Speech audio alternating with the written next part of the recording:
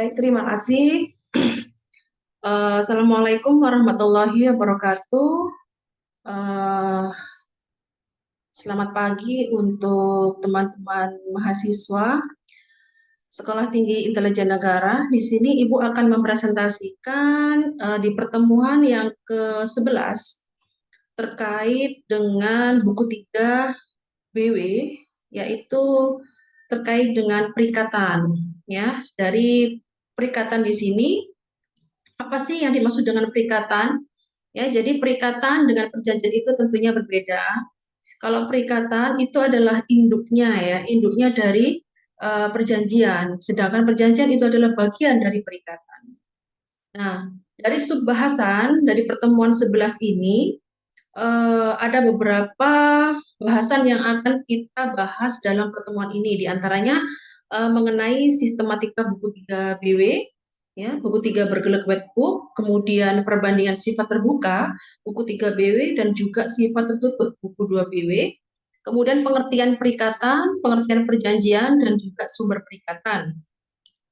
Selanjutnya, sistematika buku 3 BW, ini ada beberapa pasal ya. Kalau tentang perikatan sendiri diatur di dalam pasal 1233 sampai pasal 1864 BW, terdiri dari 18 bab yang terdiri dari bagian umum dan juga bagian khusus. Untuk bagian umum sendiri ada 4 bab, sedangkan untuk bagian khusus terdiri dari 15 bab. Nah, di sini buku 2 BW dan juga buku 3 BW, ya, jadi buku 2 BW tentang benda, buku 3 BW tentang perikatan, ini saling berhubungan. Kenapa kok saling berhubungan? Karena keduanya itu berkaitan atau membahas mengenai hukum harta kekayaan atau yang disebut dengan Vermogensrecht ya. Jadi kedua dari buku 2 dan juga buku 3 BW ini keduanya saling ada korelasinya, saling berhubungan karena keduanya mengenai hukum harta kekayaan. Selanjutnya ya, ini perbedaan dari buku 2 BW dan juga buku 3 BW. Kalau buku 2 ini bersifat tertutup ya, sedangkan buku 3 BW bersifat terbuka. Sedangkan buku 2 BW ya sifatnya adalah memaksa ya, sedangkan untuk buku 3 BW ini sifatnya adalah sebagai pelengkap atau aksesoris ya, bersifat unvollen reh.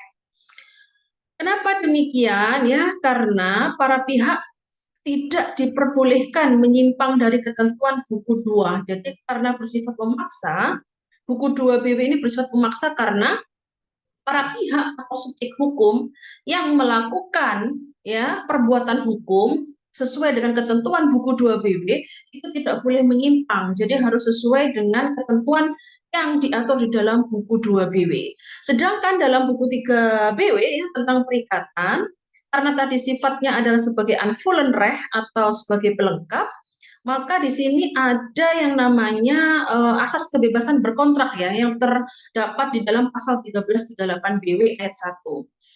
Apa artinya dari asas kebebasan berkontrak di sini? Asas kebebasan berkontrak adalah jadi para pihak itu bebas untuk menentukan sendiri mengenai format atau substansi dari kontrak yang mereka buat ya. Jadi kenapa di sini sebagai unvollen reh atau pelengkap? Karena buku 3 BW itu sesuai dengan asasnya ada asas kebebasan berkontrak. Jadi para pihak yang membuat kontrak ya antara pihak yang satu dengan pihak yang lain itu diberikan kebebasan untuk menentukan apa yang menjadi substansi maupun format dari kontrak yang sudah mereka buat. Selanjutnya, nah di sini ada beberapa ketentuan umum ya dari bab 1 sampai bab 4. Bab 1 ini ada di pasal 1233 sampai 1312 BW ya tentang perikatan pada umumnya. Jadi di sini bab 1 itu membahas mengenai apa itu perikatan, kemudian perikatan itu bagaimana seperti itu. Kemudian bab 2 di pasal 1313 sampai pasal 1351 BW ya. Jadi di bab 2 ini tentang perikatan-perikatan yang dilahirkan dari kontrak atau perjanjian. Tadi di slide sebelumnya sudah Ibu sampaikan bahwasannya perikatan itu berbeda dengan perjanjian ya, karena sumber dari perikatan itu adalah perjanjian. Jadi perjanjian itu ibaratnya adalah sebagai anak dari perikatan. Ya. Kemudian bab 3 tentang perikatan-perikatan yang dilahirkan demi undang-undang. Nanti di slide selanjutnya akan Ibu jelaskan apa yang dimaksud dengan perikatan-perikatan yang lahir karena kontrak dan juga perikatan-perikatan yang lahir karena undang-undang. Kemudian bab 4 mengenai hapusnya perikatan. Nah, jadi teman-teman mahasiswa harus punya apa namanya yang dinamakan KUH Perdata ya, atau yang kita kenal dengan istilah BW, Black White Book, itu harus punya karena memang BW itu merupakan buku wajib ya kalau menempuh mata kuliah hukum perdata. Oke, Ibu lanjutkan terkait dengan bab 5 dan sampai dengan bab 18 ya, yang berkaitan dengan ketentuan khusus. Jadi di ketentuan khusus ini mengatur perjanjian bernama atau yang kita kenal dengan nominat kontrak. Ya. Jadi di dalam teori hukum perdata kita mengenal istilahnya perjanjian nominat dan juga perjanjian innominat. Kalau perjanjian nominat itu adalah istilah lain dari perjanjian bernama. Artinya perjanjian itu sudah mempunyai nama ya. Contohnya perjanjian nominat itu adalah perjanjian jual beli, perjanjian sewa menyewa, perjanjian tukar menukar, kemudian perjanjian penitipan barang dan lain sebagainya. Yang mana perjanjian yang mempunyai nama itu sudah diatur ya di dalam BW. Nanti coba dicek kembali untuk perjanjian-perjanjian yang ada di dalam BW.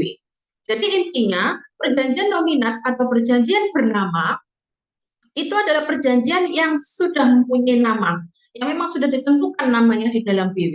Nah, sedangkan perjanjian innominat ya, perjanjian innominat itu kebalikan dari perjanjian nominat. Perjanjian innominat artinya adalah perjanjian yang tidak diatur atau yang tidak mempunyai nama di dalam BW ya. Contohnya misalkan para pihak ini membuat perjanjian apa namanya sukarela untuk donor, misalkan donor mata dan lain sebagainya. Artinya perjanjian sukarela ya, perjanjian sukarela donor mata ya, biasanya kalau kita mendonorkan organ tubuh ya kan, misalkan itu ginjal atau kemudian mata atau dan lain sebagainya, itu kan biasanya ada perjanjian gitu ya, perjanjian untuk melindungi kepentingan para pihak ya. Jadi dengan adanya perjanjian itu kedua belah pihak ini tidak dapat dituntut secara hukum karena bersifat sukarela. Nah, dalam membuat perjanjian, misalkan perjanjian sukarela donor mata misalkan ya, atau donor ginjal misalkan. Nah, itu kan tidak diatur di dalam BW. Makanya itu yang disebut dengan perjanjian innominat atau perjanjian tidak bernama ya, tidak mempunyai nama di dalam BW. Jadi memang perjanjian innominat itu banyak sekali ya, tidak hanya perjanjian yang sudah Ibu sampaikan seperti contoh tadi. Ada juga ya perjanjian namanya perjanjian kawin ya. Perjanjian kawin itu tidak diatur di dalam buku 3 BW ya. Perjanjian kawin secara teorinya itu hanya diatur di dalam buku 1 BW tentang hukum orang dan keluarga dalam subbab perkawinan. Tetapi kan di dalam buku 3 BW tentang perjanjian, tentang perikatan, itu kan tidak diatur secara ini ya, secara jelas atau secara spesifik. Kemudian selanjutnya, jadi perikatan pada umumnya ini ada beberapa subbahasan, diantaranya ada definisi perikatan, sumber-sumber perikatan, perikatan yang lahir dari perjanjian, perikatan yang lahir dari undang-undang, dan juga jenis-jenis perikatan. Nah, kita breakdown satu persatu, Ibu jelaskan ya. Yang pertama mengenai definisi perikatan dulu. Definisi perikatan merupakan hubungan hukum yang bersifat harta kekayaan antara dua pihak atau lebih, di mana pihak yang satu berhak atas prestasi, sedangkan pihak lain berkewajiban untuk berprestasi. Nah, prestasi sendiri, apa yang dimaksud dengan prestasi? Prestasi sudah diatur di dalam BW ya, jadi ada 3, memberikan sesuatu, berbuat sesuatu, dan tidak berbuat sesuatu. Jadi prestasi yang dimaksud adalah ketiga dari poin yang sudah Ibu jelaskan tadi. Artinya ya bahwa hubungan hukum ini artinya adalah mengikat para pihak untuk melaksanakan kewajibannya masing-masing. Akibat hukum ya, jadi menimbulkan akibat hukum. Dari hubungan hukum itu, para pihak mempunyai kewajiban masing-masing sehingga timbullah akibat hukum ya, menimbulkan konsekuensi tanggung gugat apabila tidak dipenuhi atau yang kita sebut dengan istilah wan prestasi. Ya. Jadi wan prestasi itu adalah kebalikan dari prestasi. Ya, berupa apa wan prestasi itu? Ya, berupa sanksi hukum. Nah, sanksi hukum di sini otomatis ya berarti ada pelanggaran norma hukum. Dengan konsekuensinya pihak yang melakukan wan prestasi maka berkewajiban untuk menanggung segala akibat yang berupa sanksi hukum. Selanjutnya sumber perikatan ya. Sumber perikatan ini terdapat di pasal 1233 BW. Sumber perikatan itu terdiri dari 2 macam. Ada yang bersumber dari perjanjian atau yang kita sebut dengan kontrak. Yang kedua itu sumber perikatan yang berasal dari undang-undang. Nah, ini secara pengertian ya, bahwasanya BPHN itu mengusulkan bahwa sumber perikatan itu ada 3. Ada yang bersumber dari perjanjian, ada yang bersumber dari undang-undang, ada yang bersumber dari hukum tidak tertulis atau yang kita sebut dengan hukum kebiasaan ya. Cuman kita ini kan pengertian dari BPHN ya. Kalau secara teori dari hukum perdata itu sendiri, bahwa sumber perikatan itu terbagi menjadi 2. Ada yang bersumber dari perjanjian, dan ada juga yang bersumber dari undang-undang. Yang dari undang-undang ini dibagi lagi, ada yang berupa undang-undang karena perbuatan manusia, dan yang kedua adalah undang-undang saja. Untuk undang-undang karena perbuatan manusia itu terbagi menjadi 2, ada perbuatan menurut hukum dan perbuatan melanggar hukum, atau yang kita kenal dengan istilah onreh matahdat ya. Jadi perbuatan melawan perbuatan menurut hukum berarti yang bersifat positif, sedangkan perbuatan yang melanggar hukum ini yang bersifat negatif. Nah, untuk perikatan yang bersumber dari perjanjian ini berada di pasal 1313 BW ya. Jadi perikatan yang ditimbulkan karena adanya hubungan kontraktual yang disepakati para pihak atau sengaja dibuat oleh para pihak ya. Contohnya misalkan jual beli, sewa menyewa, tukar menukar ya, atau pemberian kuasa dan lain sebagainya. Contohnya misalkan jual beli. Jual beli di sini ada beberapa subjek hukum, di antaranya ada penjual dan juga pembeli. Nah, dengan adanya peristiwa hukum jual beli itu otomatis keduanya antara penjual dan juga pembeli itu akan mengikatkan diri ya. Jadi keduanya ini mempunyai hak dan kewajiban yang memang harus dilaksanakan masing-masing pihak. Otomatis dengan adanya hubungan kontraktual yang berasal dari perbuatan hukum jual beli, ini ada beberapa prestasi ya, ada beberapa prestasi yang harus dipenuhi oleh masing-masing pihak. Nah, ini contohnya ya. Contoh dari perikatan yang bersumber dari perjanjian itu tidak hanya perjanjian jual beli saja ya. Tadi kan ada beberapa macam perjanjian. Ada yang perjanjian nominat dan juga perjanjian inominat ya. Yang pada intinya perjanjian itu apa namanya tidak hanya pada yang punya nama saja, tetapi perjanjian bisa juga berasal dari yang perjanjian yang tidak punya nama atau yang tidak diatur di BW itu asalkan syarat-syaratnya kontrak sebagaimana pasal 1320 BW itu terpenuhi, maka itu timbullah sebuah perjanjian atau yang kita sebut sebagai istilahnya kontrak.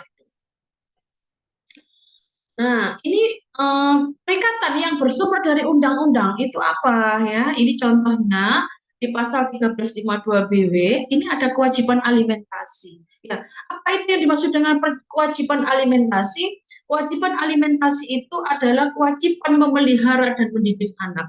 Ini ada di pasal 104 BW ya. Pasal 104 BW ini terdapat di buku 1 BW ya, hukum orang dan keluarga. Kemudian ada juga di pasal 41 junto pasal 45 Undang-Undang Perkawinan ya, Undang-Undang Nomor 1 tahun 74 yang kemudian diperbarui menjadi Undang-Undang Nomor 16 tahun 2019. Jadi kewajiban alimentasi itu juga merupakan sebuah perikatan antara orang tua dan dengan juga anak. Yang mana perikatan itu bersumber dari undang-undang. Ini contohnya dari yang sumbernya adalah undang-undang ya. Jadi secara apa substansi undang-undang itu sudah diatur gitu. Yang salah satunya adalah kewajiban alimentasi. Kemudian yang kedua ada pekarangan berdampingan atau yang kita sebut dengan hukum bertetangga ya. Jadi hukum bertetangga atau pekarangan yang berdampingan itu kita dalam hidup bertetangga itu juga diatur oleh hukum. Ya, ini nanti coba dilihat di pasal 625 BW. Jadi pekarangan berdampingan itu juga merupakan salah satu dari perikatan yang bersumber dari undang-undang. Nah, kemudian tadi kan ada yang undang-undang itu kan ada yang perbuatan menurut hukum dan juga perbuatan melawan hukum ya. Kalau perbuatan menurut hukum ini contohnya adalah perbuatan sukarela ya atau perwakilan sebagaimana yang diatur di dalam pasal 1354 BW. Kemudian yang kedua adalah pembayaran tak terutang ya di pasal 1359 BW. Nah, bagaimana dengan perbuatan melanggar hukum atau perbuatan melawan hukum yang kita kenal dengan sebutan onreh matahdat ya. Ini ada di pasal 1365 BW di mana setiap perbuatan melanggar hukum yang menimbulkan kerugian kepada orang lain mewajibkan pelakunya karena kesalahannya menimbulkan kerugian itu untuk mengganti kerugian. Jadi kalau bisa saya rumuskan ya di dalam pasal 1365 BW ini adalah adanya perbuatan ya. Adanya perbuatan. Perbuatannya bagaimana? Perbuatan yang melanggar hukum atau melawan hukum. Yang menimbulkan apa? Menimbulkan kerugian. Jadi outputnya adalah suatu perbuatan itu apabila dilakukan oleh seseorang ya atau subjek hukum yang melawan hukum atau melanggar hukum yang dapat menimbulkan kerugian, maka orang yang menyebabkan kerugian itu harus mengganti kerugian yang dimaksud. Jadi rumusnya adalah adanya salah, kemudian ganti rugi. Maka dengan adanya perbuatan salah itu dan menimbulkan ganti kerugian ya atau kerugian, maka itu sudah memenuhi unsur onreh matahdat. Jadi perbuatan melanggar hukumnya itu sudah terpenuhi. Ini rumusan dari onreh matahdat dalam konteksnya hukum perdata ya. Kemudian perikatan untuk melakukan perbuatan sukarela atau mengembalikan pembayaran yang telah dilakukan ya terutang atau rehmatah berarti perikatan yang bersumber dari perbuatan yang menurut hukum tadi. Nah, kalau on rehmatah berarti membayar perbuatan melawan hukum. Jadi cukup sekian ya. Jadi itu adalah beberapa paparan yang sudah saya jelaskan tersebut di pertemuan 11. Mungkin bisa diperdalam nanti jika teman-teman ada yang tidak mengerti apa yang sudah saya presentasikan tadi, teman-teman bisa menanyakan ya, ada sesi tanya jawab. Silahkan, mungkin ada yang mau ditanyakan. Untuk presentasinya saya akhiri. Dipersilakan untuk teman-teman semua, bagi yang tidak mengerti diharapkan untuk menanyakan ya, supaya kita juga, saya menginginkan kelas ini untuk kelas saya itu bisa aktif gitu ya, bisa aktif semuanya, bisa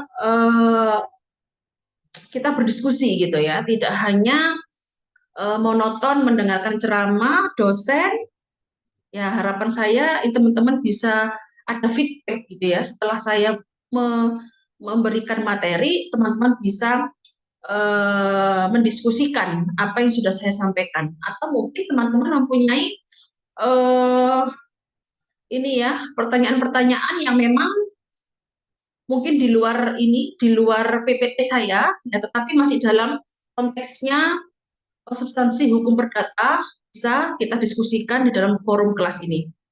Baik, silakan saya akhiri untuk presentasi saya.